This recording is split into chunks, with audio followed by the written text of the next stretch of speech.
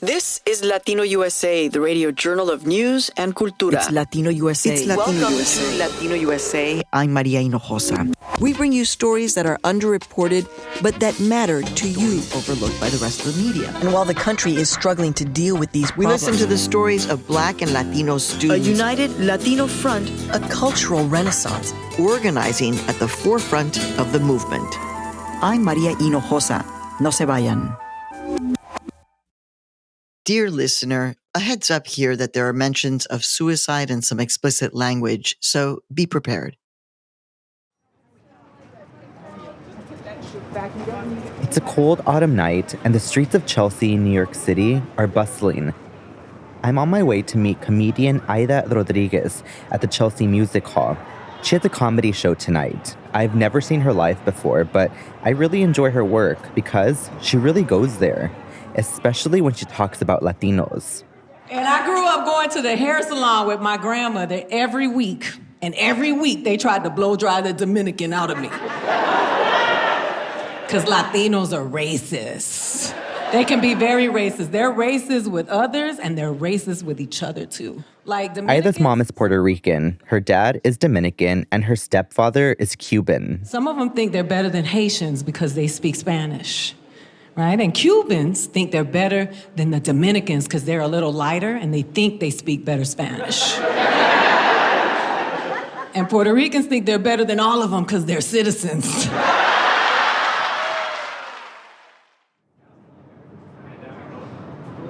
Once I get to the venue, I meet Aida.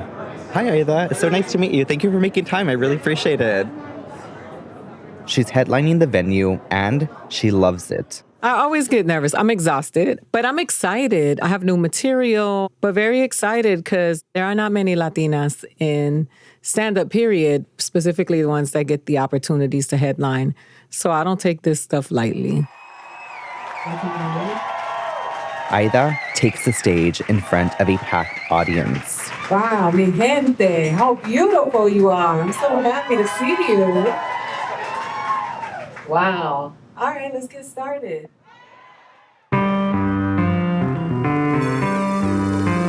From Futuro Media and PRX, it's Latino USA. I'm Maria Hinojosa.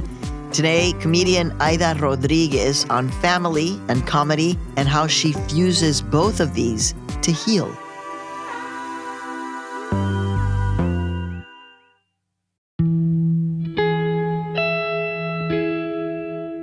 Our Latino USA producer, Reynaldo Leaños Jr., recently met up with Aida Rodriguez for a conversation, and he's going to pick up this story from here. Aida Rodriguez was born in Boston. Her first comedy gig on stage was in the late 2000s, but her breakthrough came later, when she was a top 10 finalist on The Last Comic Standing in 2014. Here's Aida talking on the show at the time about a moment when her daughter told her that she had a bully. I said, a bully? That's called rites of passage. You're going to always have a bully, right? One day a bully's name is going to be taxes and supervisor. You don't have a bully. She's 17 years old. I said, what you have is a year to do something about it before it's a felony. That's what you have. That's my time. In 2021, Aida released an HBO Max comedy special named Fighting Words. It's also part documentary. Through this journey, I had an opportunity to go to the Dominican Republic and meet my father for the first time. And it's funny because we sat in a restaurant and every time a woman walked in, he would be like, that's your sister. It happened a few times.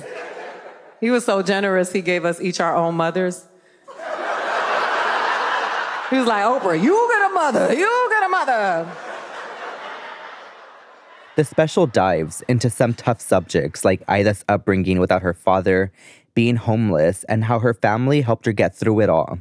At times, Aida's comedy gets political. She addresses anti-Blackness in the Latino community in Fighting Words. I was dealing with this shit my whole life. Listen, my family was religious, anti-abortion, until I got pregnant from a Black dude. Then they became pro-abortion in the name of Jesus. They were like, he'll forgive you. Too much truth for you tonight? the truth. Just recently, Aida published her memoir, Legitimate Kid, which dives even deeper into her personal life and some of the subject matter of her comedy. We're going to hear Aida read from and talk about why she decided to write Legitimate Kid and how it's helped her heal. And Aida also brings us moments from her recent comedy show in Chelsea. Here's Aida Rodriguez.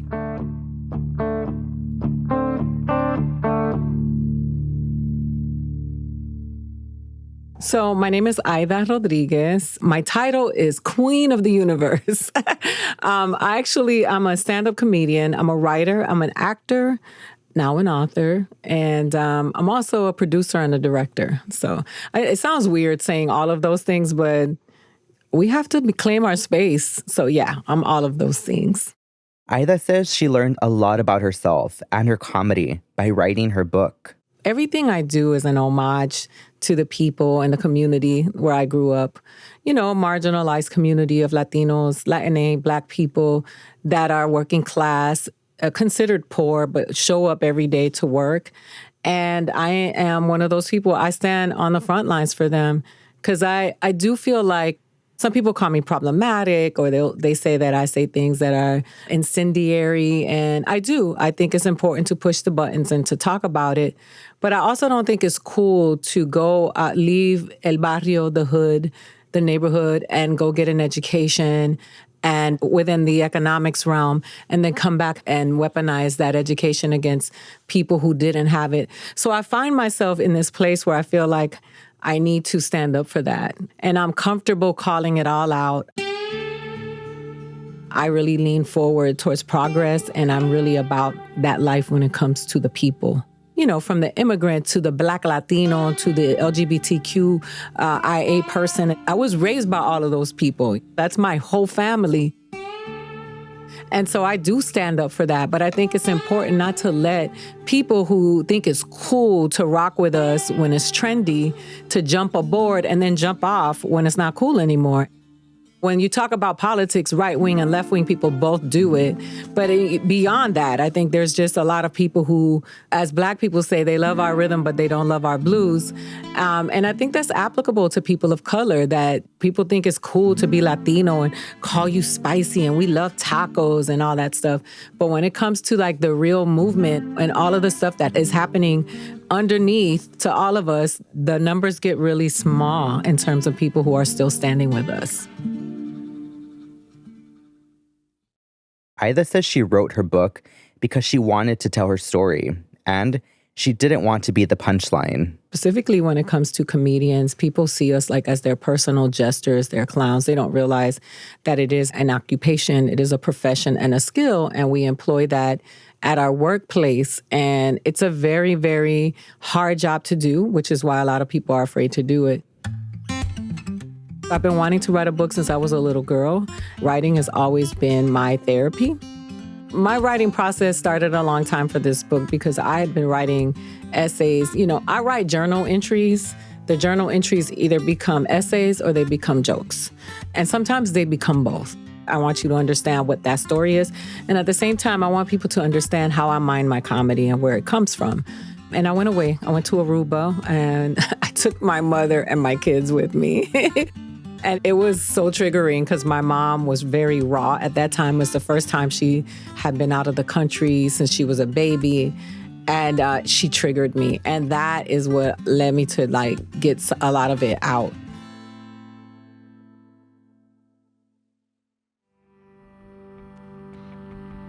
During this process, Aida reflected on her childhood.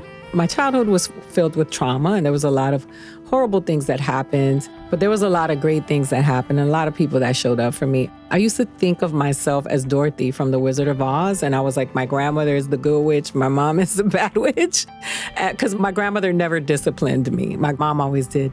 And then my uncles were the lion, the Tin Man, and the Scarecrow combined. And, you know, it was a bunch of adventures.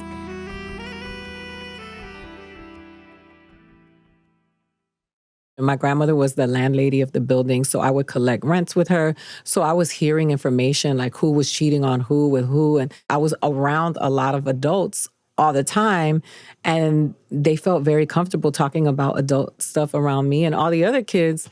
So I just think I had a really interesting childhood, but I still played a lot of kickball, lived at the churro man and the ice cream truck. I ran, I climbed trees. I hung out with my little brothers until they got old enough not to want to play with me anymore.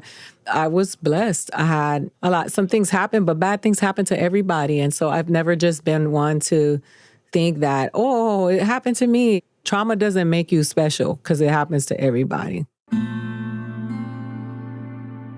In 3rd grade, Aida was called a bastard by a little girl who had her father's last name, something Aida didn't have because Aida had her mom's last name, not her father's. And that moment became a theme in her book.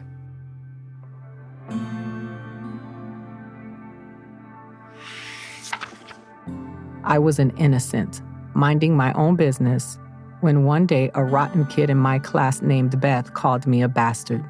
Beth was the first child that I'd describe as evil. All the kids laughed and taunted me, except for Alvaro, my cute, chubby Cuban buddy. But Alvaro was also kind, and he responded in my defense. No, she's not a bastard. I am sure he didn't know what the word meant either, since he barely knew English. Still, it was as though someone saw me at the moment and knew that I was feeling naked. I was 8 years old when I became conscious of the absence of my father in a real way. Beth made sure of it.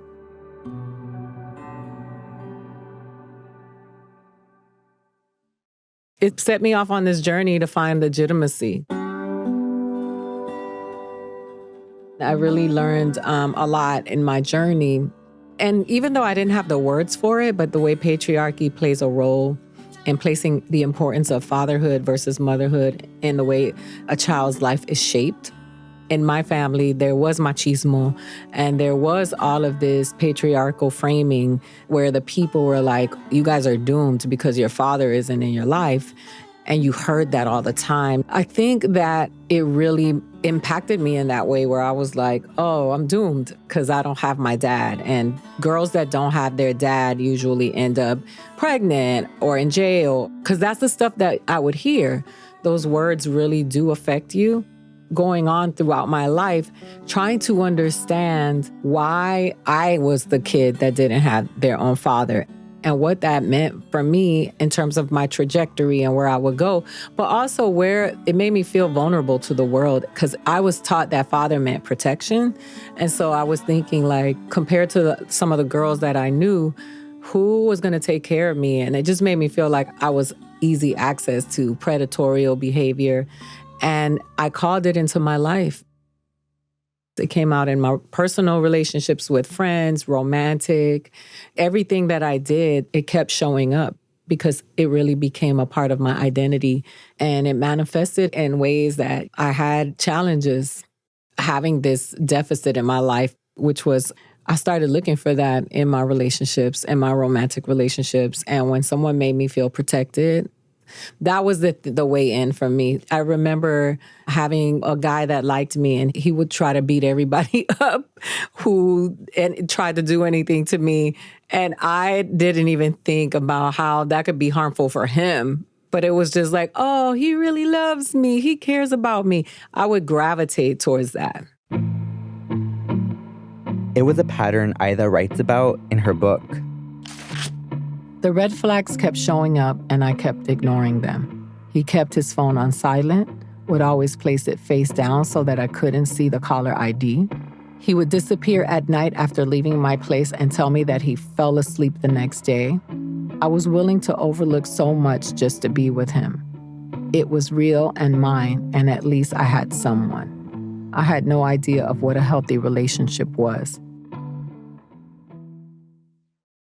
My grandmother was a woman who came from Puerto Rico in the 50s, who never had an opportunity to have an education. She moved to America with her 2 children and then had 4 more kids here.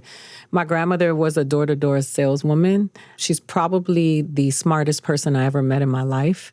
And it was so funny because she was illiterate, and her and my stepfather would go back and forth, and he would point out that she was illiterate, and she would always say, yeah, I can't read, but I can count. And I know you broke. Aida's grandmother was a little rough around the edges, but she was always there for Aida when it mattered. She had come to rescue me. I just knew it. I ran as fast as I could, grabbed her, and never wanted to let her go. I would finally be free from the horror that was that man. My grandmother was here to take me home. I remember asking, "Are we going to go get my mom?" And my grandmother quickly replied, "She'll come later." I was so sad to leave my mama, but I really couldn't take the struggle anymore. I had been cold, hungry, tired, and molested. It was time for me to go.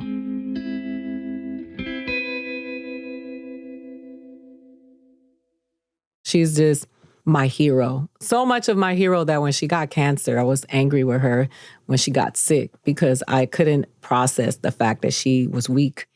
In my mind, it was like, this is not okay. But she was always there for me. My mom, who I thought was my sister in real life, and it was really hard growing up in a house with a mother that was so young. And my mom was a very beautiful woman, girl, and to think about the fact that she was involved with somebody that was so many years her senior and moved out of the country with and had a child. And I was like, that's human trafficking now. When you think about the things that they were dealing with at that time that were normal or acceptable because they weren't normal. But my mom is one of the most spirited, fearless people I've ever met in my life. Aida says she considers her mom a queen and that she has a lot of respect for her. My brother's arrival was not the best. He was born days after El Coreano beat our mother.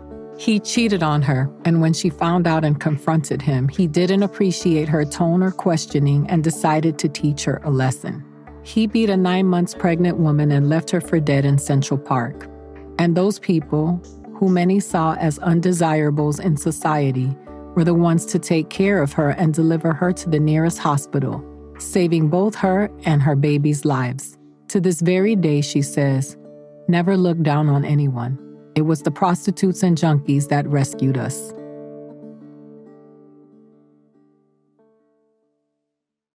I had to grow up with her, so it was really hard. It was painful and sometimes fun to have a very young mom that would dance with you anywhere. That was the thing about her. She was misinformed about discipline because she was hit with an extension cord. She thought hitting us with the belt was a step up. And so thank God for growth, because now I've never hit my daughter or my son, and she's always been like, good. So a lot of people don't know. My mom went back to school and got her GED. And then she went to a technical school and became a pharmaceutical tech. And she graduated from there, and she had the highest GPA in her class. She's really, really smart. And in spite of all of the things that have happened to her, and a lot of bad things happened to her, she still fights, and she's my favorite fighter. Mike Tyson ain't got nothing on my mama. I cry when I watch movies about family, right? Like, we all cry when we saw Selena.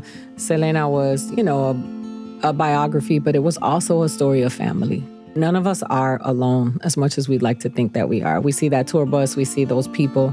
I see movies like Soul Food or La Familia, and they would make me cry. And I had to sit down with myself and say, what is it about this stuff that makes you feel this way? Why do you feel sad, or why do you cry? And it's because I realized that above all things, I value family. And my children make fun of me because I like to eat family style. So when we go out to eat, they're like, oh, we're going to have to, but I believe in compartiendo, like we all eat together, we all taste. It's communion, community. It's always been the center of it all. And it took me a long time to discover, to realize that that was what was everything to me. And yes, my father wasn't there, but there was a father there. And it might not have been the traditional father role, but it was everything that I needed and then some. It was later in life that Aida had a full circle moment with her own daughter when it came to their last name. I asked my baby if she knew her name, and she looked me in the eye and confidently said, "Yes, I'm Akela." Do you know your last name? Aida what? Aida Rodriguez, she said, looking me straight in the eyes and punching me right in the face with it. No hesitation. She knew her name. I want to be Rodriguez like you, she said. I don't want Daddy's last name. So many emotions swept through me. I was so confused and at the same time flattered. She was proud of me and wanted to be like me. She didn't even think about her father. And because he wasn't there, she didn't know him enough to like him, let alone carry his name. The way she saw it, it was a privilege for her to claim me. What a beautiful perception to have at that young age. Damn, she was my hero.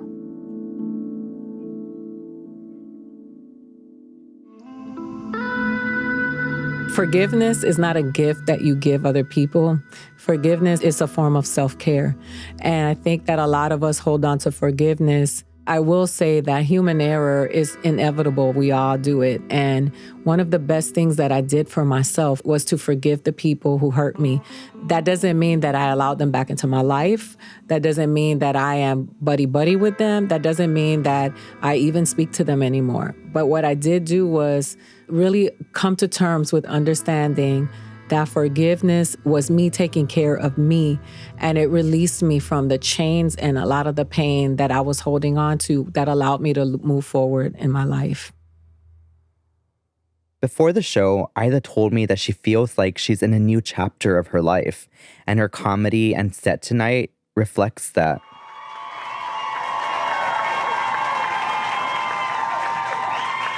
A lot of people are suffering from depression, and I want you to know that I see you. And if you have thought about taking your life, if you are battling with that, please talk to somebody. Please DM me, I'll direct you to somebody. And don't go to people, don't tell people who are suffering from depression, who are thinking about killing themselves. Think about your mother. Right? What about your children? That could very well be the reason why them people want to kill themselves. And there you go, agitating the wound. I want you to be here. You are potential. Aida says she has struggled with depression in her lifetime. And I was going to kill myself, and I was going to take my children with me. And I drove to the top of a cliff with my 2 kids in the car, and I was going to drive off. And my son said, I love you, Mommy. And I was like, I can't drown him.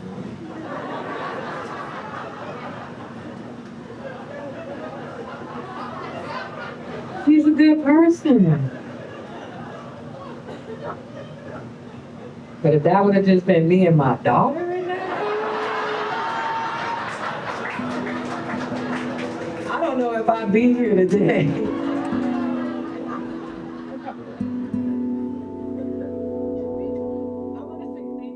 If you or someone you know are struggling with thoughts of suicide, contact the Suicide and Crisis Lifeline at 988. And just so you know, Aida's book will be available in Spanish in early March.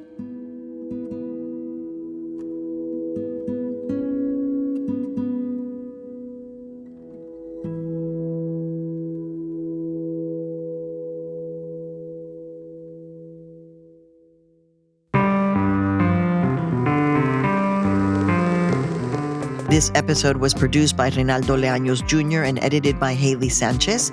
It was mixed by JJ Karubin. And special thanks this week to Harper Audio for letting us use excerpts from the audio version of Aida's book, Legitimate Kid. The Latino USA team also includes Victoria Estrada, Andrea Lopez Cruzado, Glorimar Marquez, Marta Martinez, Mike Sargent, Noor Saudi, and Nancy Trujillo. Benny Ley Ramirez is our co-executive producer. Our director of engineering is Stephanie LeBeau. Our senior engineer is Julia Caruso. Additional engineering support by Gabriela Baez. Our marketing manager is Luis Luna. Our theme music was composed by Zenia Rubinos. I'm your host and executive producer, Maria Hinojosa. Join us again on our next episode. In the meantime, look for us on social media. And remember, no te vayas nunca. Hasta la próxima. Bye. Latino USA is made possible in part by the Heising Simons Foundation, unlocking knowledge, opportunity, and possibilities.